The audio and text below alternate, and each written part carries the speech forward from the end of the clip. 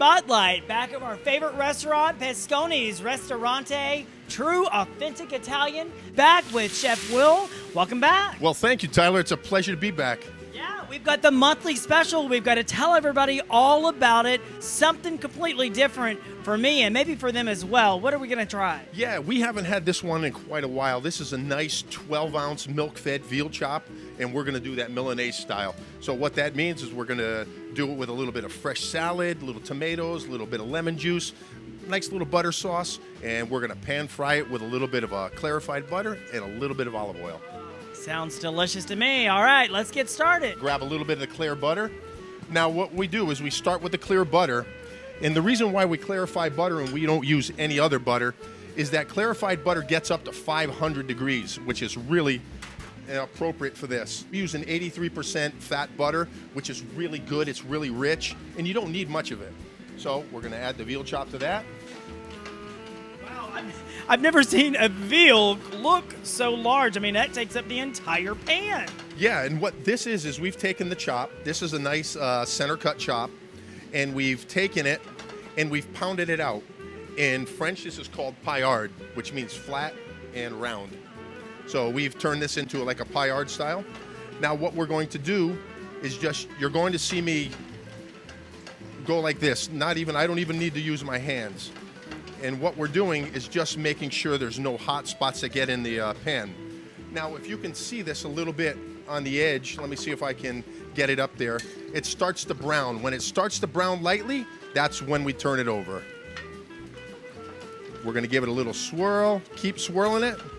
You don't want to leave it down too long, obviously, to brown too hard. If you can think of the method like when you're cooking pancakes at home, you wait for those, when it's raw, the pancake is raw, it's got those big bubbles in it, and it's raw on the outside. Well, you wait for this to get a little bit brown on the outside, and then it'll tell you, like a pancake, it will tell you when it needs to turn over. So we're going to do this a little bit. Now, this isn't totally finished in the pan. What we do here now is we're going to look at the back half of it, and look at the back half. It's nice and colored. Is this meat breaded or is it sauteed or anything prior to going into the pan? Yes, we do this. We bread it. So it's called the standard breading procedure. A standard breading procedure in any place that you go is always flour, egg, and breadcrumb. And if you don't, we use panko here because panko get really crunchy on the outside, or you can use an Italian if you're adverse to an Italian breadcrumb. It really doesn't matter. We're gonna pop this into the oven, and we're gonna let that go for about 5 to 7 minutes, because we're usually about 425 on that oven. I believe we're doing a dessert of the month. Are we doing that as well? Dessert. While we're waiting on that, I just want to show you this one. This is a nice almond torte. So what we do on top is we've created a nice mousse. We've made like an almond frangipane in the center, and that's made from like almond flour. And then we top that with a little bit of whipped cream. We do a little bit of amaretti biscotti, and then we just do a little bit of whipped cream, some toasted almonds, and a strawberry. So it's incredible. Now, this is actually a new menu item, and I bet because I know about everything on that dessert menu, you could always count on me to tell you about the desserts here for sure. Yeah, it is a new item, and we consider this it's really light and refreshing going into the spring and summertime. So we've topped that. We've made a little bit of butter sauce. It's going to go on the outside. We've made a little bit of butter sauce. We've made a little bit of salad. So I'm going to finish it up here.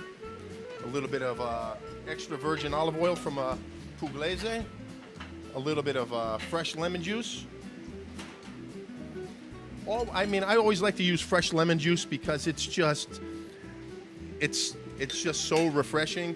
And then the other thing is when you use fresh lemons or anything, most people don't realize that when you crack this, all the oils and essential oils actually go into your product. Just a touch of salt and pepper right on top. And right there, make a little bit of lemon butter. I'm gonna reach over, get a little bit of fresh lemon juice, always. Give it a little shake. And then we're just gonna top that chop right off.